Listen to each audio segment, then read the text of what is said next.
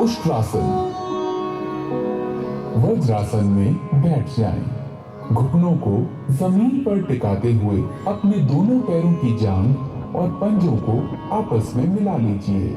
घुटनों और पंजों के बीच कुछ इंचों की दूरी रखते हुए घुटनों के बल खड़े हो जाएं। श्वास खींचते हुए धीरे से पीछे की ओर झुकें। धीरे धीरे दाहिने हाथ से दाहिनी एड़ी और बाएं हाथ से बाईं एड़ी को पकड़ने का प्रयास करें। इस बात का ध्यान रखें कि पीछे झुकते समय गर्दन को झटका ना लगे। उष्ट्रासन दृष्टिकोण में अत्यंत लाभदायक है। यह पीठ एवं गर्दन के दर्द से आराम दिलाता है। यह उदर एवं नितंब की वसा को कम करने में सहायक है। उच्च रक्तचाप, हृदय रोगी व हर्निया के मरीजों को यह आसन नहीं करना चाहिए। श्वास खींचते हुए पुनः वज्रासन में बैठ जाएं। शिथिल अवस्था में आ जाएं। शशांकासन। शशांक का अर्थ है शशक या खरगोश। दोनों घुटनों को दूर फैलाएं जबकि अंगूठों को परस्पर स्पर्श करने दें। हथेलियों को घुटनों के बीच रखें। सांस छोड़ें और उन्हें धीरे धीरे पूरी लंबाई में खींचें। आगे झुकें और थोड़ी को भूमि पर रखें। भुजाओं को समांतर रखें। सामने देखें और मुद्रा को बनाए रखें। यह तनाव और गुस्से को कम करने में सहायक है। सांस भीतर खींचें और उठें। सांस छोड़ें और वज्रासन में वापस आएं। अपने पैरों को वापस विश्रामासन में लाएं। ऑस्टियोआर्थराइटिस के रोगियों को यह सावधानी के साथ करना चाहिए।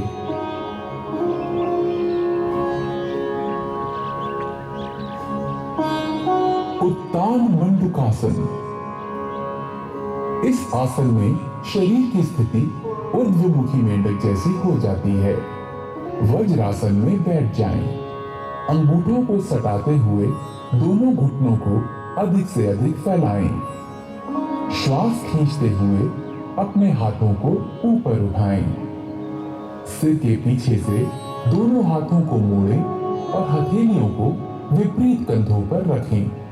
अपनी पीठ और गर्दन को सीधा रखें और थोड़ी देर इसी स्थिति में बने रहें। यह आसन पीठ दर्द और ग्रीवा दर्द की तकलीफ से छुटकारा दिलाने में सहायक है। यह आसन शरीर के मध्य पट के लिए लाभदायक है। यह फेफड़े की कार्य क्षमता में वृद्धि करता है। घुटनों व जोड़ों के दर्द से पीड़ित व्यक्तियों को इस आसन से परहेज करना चाहिए।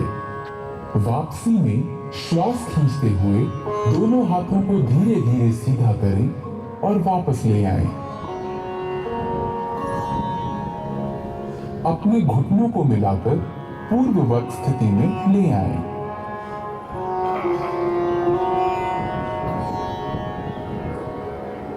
वक्रासन। वक्र का अर्थ है टेढ़ा या मुड़ा हुआ। दाहिनी टांग को मोड़ें और दाहिने पैर को बाएं घुटने के साथ रखें। बाईं भुजा को दाहिने घुटने पर लपेटें और हथेली को दाहिने पैर के पास रखें। सांस छोड़ें। शरीर तथा गर्दन को दाहिनी तरफ मोड़ें। इस मुद्रा में आराम से रहें। अपना सर पीछे घुमाएं। सांस छोड़ते हुए अपने हाथ बाहर निकालें। पैरों को सीधा फैलाएं। अब वापस आएं और विश्राम आसन में विश्राम करें। यह आसन मेरुदंड के लचीलेपन को बढ़ाता है। यह कब्ज तथा अपच दूर करने और मधुमेह के प्रबंधन में सहायक है। इसे दूसरी तरफ के लिए दोहराएं।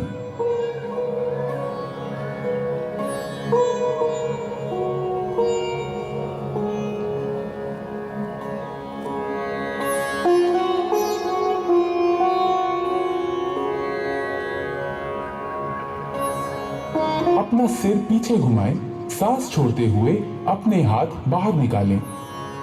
पैरों को सीधा फैलाएं। अब वापस आएं और विश्राम आसन में विश्राम करें।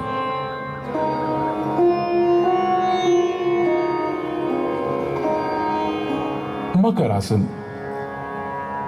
मकर का अर्थ है मगरमच्छ। पेट के बल इस प्रकार लेट जाएं कि टांगे एक दूसरे से दूर हों तथा पैर बाहर की ओर हों।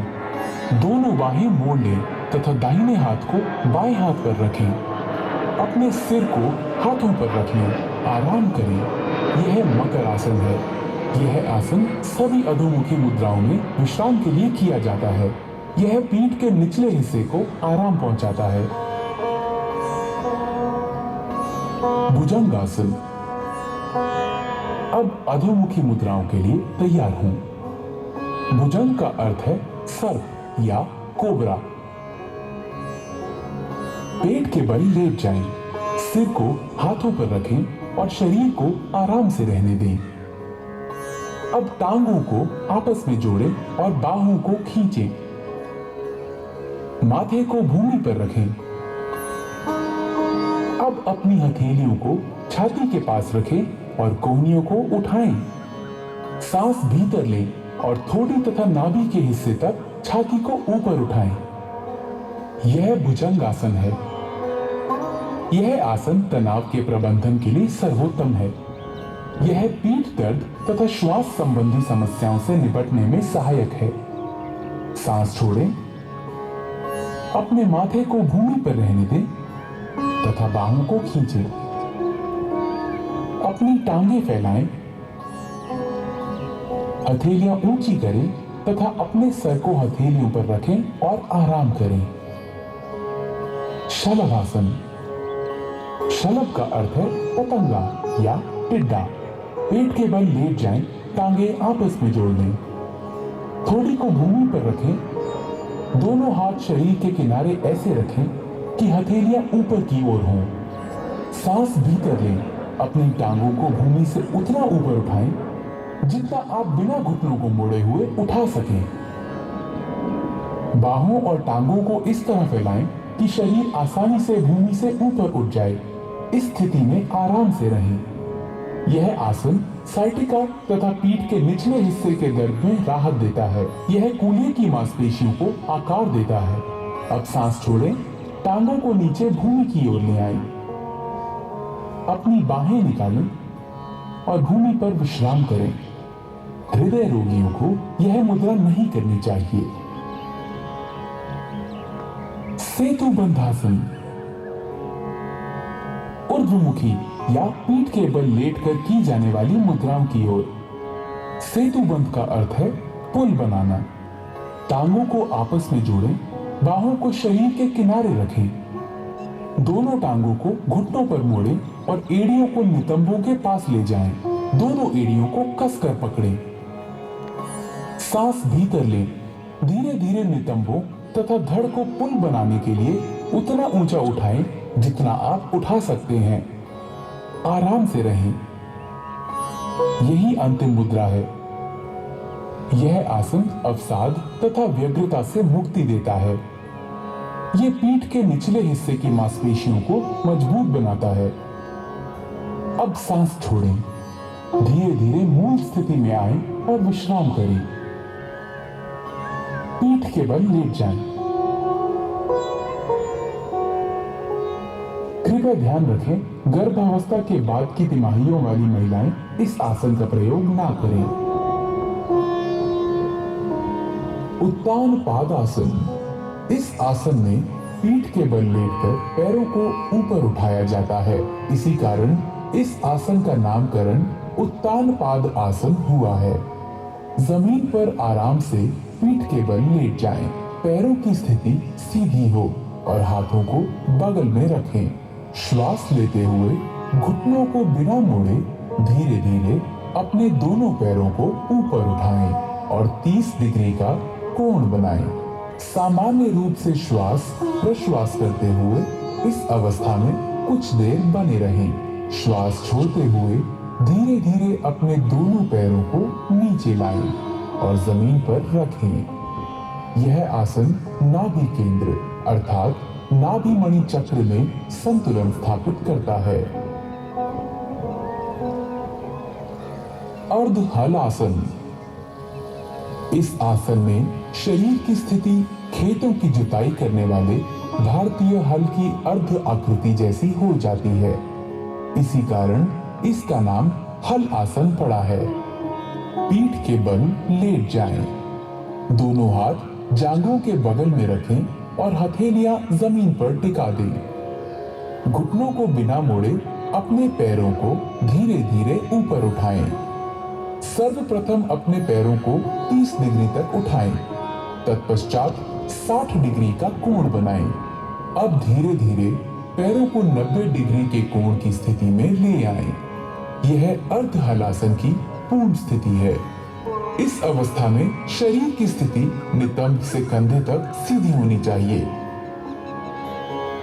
धीरे धीरे अपने पैरों को वापस जमीन पर लाएं। ध्यान रहे वापसी की स्थिति में सिर जमीन से ऊपर ना उठे। यह आसन गहरे तनाव से ग्रस्त व्यक्तियों के लिए अत्यंत लाभदायक है, परंतु उन्हें बड़ी सावधानी पूर्वक यह आसन करना चाहिए। पीठ के निचले हिस्से के दर्द से पीड़ित व्यक्तियों को दोनों पैरों के साथ इस आसन को नहीं करना चाहिए। पवन मुक्त आसन। दोनों घुटने मोड़ें तथा जांघों को छाती के पास लाएं। उंगलियों को आपस में जकड़ लें और घुटनों के नीचे पिंडलियों को अच्छी तरह पकड़ लें। सिर तथा कंधे उठाएं और घुटनों को थोड़ी से छूने का प्रयास करें। यह पवन मुक्त आसन है। यह कब्ज दूर करता है, उदर वायु से मुक्ति दिलाता है और पीछे की मांसपेशियों तथा मेरु तंत्रिकाओं को ठीक करता है। अपना सिर पीछे लाएं, सांस छोड़ें। अपनी टांगों को सीधा फैलाएं। आराम करें। उदर की चोटों, हर्निया, साइटिका तथा गर्भावस्था में यह अभ्यास ना करें।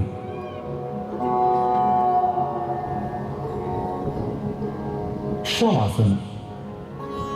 शव का अर्थ है मृत शरीर। यह आसन संपूर्ण विश्राम के लिए किया जाता है। अपनी भुजाओं और टांगों को फैलाकर आराम से पीठ के बल लेट जाएं। हथेलियां ऊपर की ओर हों। आंखें बंद कर लें। पूरे शरीर को जागृत भाव से विश्राम दें। प्राकृतिक श्वास से परिचित हों। इसे लाइव